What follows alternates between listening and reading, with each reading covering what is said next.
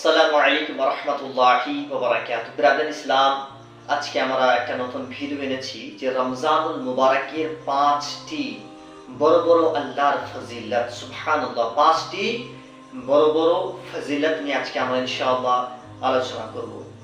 হযরত সাইয়্যিদুনা জাবির বিন আব্দুল্লাহ রাদিয়াল্লাহু তাআলা আনহু থেকে বর্ণিত, সরবরে দু আলম রাসূল আরবি সাল্লাল্লাহু তাআলা আলাইহি ওয়াসাল্লাম ইরশাদ করেছেন, আমার উম্মতকে রমজান মাসে 5টি এমন বিশেষ দান করা হয়েছে যা আমার পূর্বে অন্য কোন নবীকে প্রদান করা হয়নি। মানে রমজান মাসে 5টি বড় বড় ফজিলত শুধুমাত্র নবীর উম্মতদেরকে দান করা হয়েছে, মুস্তাফা করিমের উম্মতদেরকে দান করা হয়েছে, আর কোন নবীর উম্মতকে দান করা হয়নি। আদম থেকে ঈসা পর্যন্ত, হযরত ইসমাইল, জবিউল্লাহ, ইব্রাহিম, খলিলুল্লাহ, ইউসুফ আলাইহিস সালাম, ইয়াকুব আলাইহিস সালাম, এই সমস্ত নবীকে এই 5টি ফ্যাসিলিটি আল্লাহ তাবারক ওয়া তাআলা দেন নাই, একমাত্র নবী করিম আলাইহি ওয়াসাল্লামের উম্মতকে আতা করা হয়েছে। সেই 5টি ফজিলত কি? সরকারে দু আলম সাল্লাল্লাহু তাআলা আলাইহি ওয়াসাল্লাম ইরশাদ করেন যে 1 নম্বর হলো, যখন রমজানুল মুবারকের প্রথম রাত আসে তখন আল্লাহ তাআলা তাদের প্রতি রহমতের দৃষ্টি প্রদান করে, আর যার প্রতি আল্লাহ একবার নিজের রহমতের দৃষ্টির দিকে তাকিয়ে দেয়, আল্লাহ তাকে কোনোদিন আযাব দেবেন না। সুবহানাল্লাহ। তাহলে কি বুঝতে পারলাম? যে রমজান মাসের প্রথম রাত যখন ঢুকে যায়, সে রাত থেকে নিয়ে একদম ঈদের রাত পর্যন্ত আমার আল্লাহ তাআলা আমাদের প্রতি নিজের রহমতের দৃষ্টি করেন। আর আল্লাহ যদি কারো প্রতি রহমতের দৃষ্টি করেন, তাহলে তাকে কবরের আযাব আল্লাহ তাবারক ওয়া তাআলা দেন না। এটা শুধুমাত্র রোজাদার জন্য।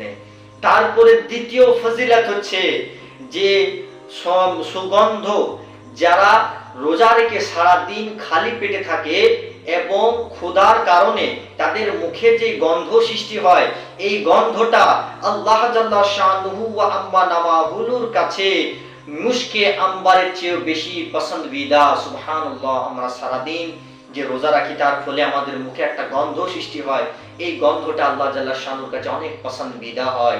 আল্লাহ এই গন্ধটাকে মুশকে আম্বারের চেয়ে বেশি পছন্দ করে। তাহলে দুটো বড় বড় ফজিলত আমাদেরকে আল্লাহ তাবারক ওয়া তাআলা দিয়েছেন।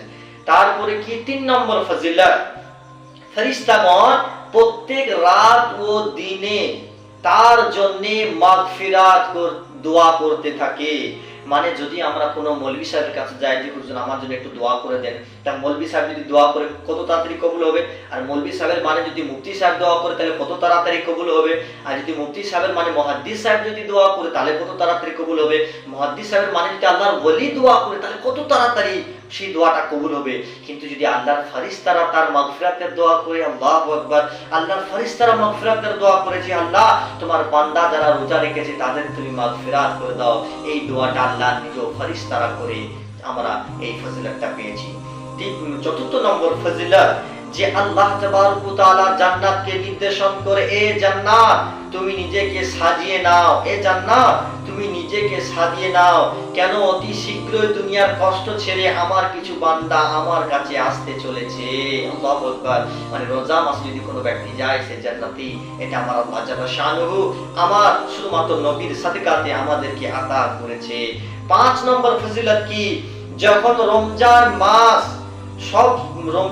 যখন শেষ হয়ে যায়, ওই শেষে রাত্রি বেলাতে আমার আল্লাহ জাল্লা শানুহু আমাদের সমস্ত রোজাদারের মাগফিরাত করে দেন। সুবহানাল্লাহ। যখন রমজান আসে, ওই রমজানের প্রথম রাতে আল্লাহ কুদরতি নিগাহ করে রহমতের নজরে আমাদেরকে দেখে, আর যখন একবারে লাস্ট রাত, রমজানের লাস্ট রাত যখন আমাদের কাছে আসে, সে রাত্রিতে আল্লাহ আমাদের সমস্ত গুনাহকে মাফ করে দেয়। হাদিসে পাকের মধ্যে এসে যদি কোনো ব্যক্তি 1 মাস রোজা রাখার পরে যখন সে ঈদের দিনে ফজর বেলায় নামাজ পড়ে উঠে, তখন একজন মায়ের কোল থেকে যখন একজন শিশু জন্মগ্রহণ করে, সে যেরকম নিষ্পাপ থাকে সেই ব্যক্তিটাও সেরকম নিষ্পাপ থাকে। সুবহানাল্লাহ। তাহলে আমরা নবী করিম আলাইহি ওয়াসাল্লামের সাদকাতে, নবী পাকের দোয়ার বরকতে আমরা এই 5টি ফজিলত, খাস করে শুধু শুধু নবীর উম্মতরাই পেয়েছে। আল্লাহ জাল্লা শানুহু যেন নবীর সাদকা আমাদের উপরে লাগু করুক এবং আমাদের যেন মাগফিরাত করুক। আমিন বিজাহিন নবিয়্যিল উম্মি ওয়া আলা আলিহি ওয়া বারিক সাল্লাম। সাল্লু আলাইহি সাল্লাতু ওয়া সালামু আলাইকা ইয়া রাসূলুল্লাহ ইয়া হাবিবাল্লাহ সাল্লাল্লাহু আলাইহি ওয়াসাল্লাম। আসসালামু আলাইকুম ওয়া রাহমাতুল্লাহি তাআলা ওয়া বারাকাতুহু।